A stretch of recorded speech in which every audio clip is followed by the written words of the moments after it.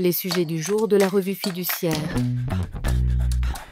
Premier sujet de notre JT. L'URSSAF peut-elle modifier le fondement juridique d'un redressement suite à un contrôle avant la mise en demeure?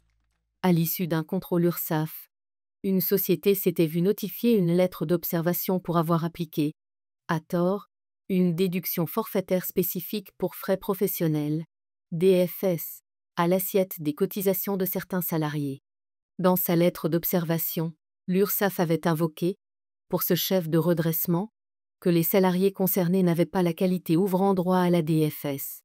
Mais devant la commission de recours amiable et la cour d'appel, l'URSSAF avait mis en avant le fait que l'entreprise ne justifiait pas que ses salariés avaient exposé effectivement des frais professionnels notoirement supérieurs à la moyenne, leur permettant d'ouvrir droit à la DFS. La Cour de cassation a cassé l'arrêt d'appel.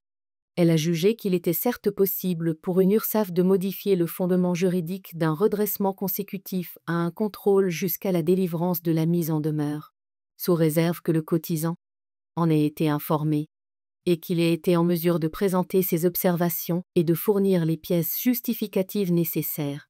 Tel n'ayant pas été le cas en l'espèce, l'affaire sera rejugée. Deuxième sujet de notre JT. Franchise en base TVA européenne. Un nouveau mécanisme européen de franchise en base de TVA pour les petites et moyennes entreprises est entré en vigueur le 1er janvier dernier. Il permet aux PME européennes non établies sur le territoire d'un État membre de bénéficier des mêmes règles en matière de franchise en base de TVA que les entreprises qui y sont établies. Il est applicable aux PME assujetties en France dont le chiffre d'affaires ne dépasse pas 85 000 € pour les activités de vente et 37 500 € pour les prestations de services. Sous réserve de remplir les conditions d'éligibilité, une PME française peut demander à adhérer au service en ligne Franchise en base TVA-UE via son espace professionnel sur le site impôts.gouv.fr afin d'obtenir un numéro d'exemption de la part de l'État, où elle réalisera ses futures opérations.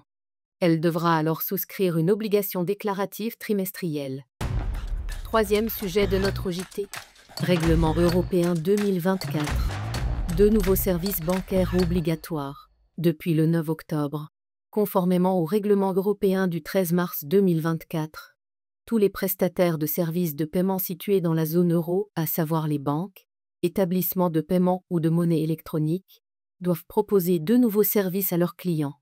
Le premier concerne l'envoi de virements instantanés en euros. Pour rappel, depuis le 9 janvier, ces virements doivent être gratuits. Mais, depuis le 9 octobre, tous les établissements bancaires sont désormais tenus de proposer ce service. L'objectif est de garantir à tous les clients de la zone euro un accès à des transferts rapides, sécurisés et sans frais. Le second service porte sur la vérification de la correspondance entre l'IBAN et le nom du bénéficiaire.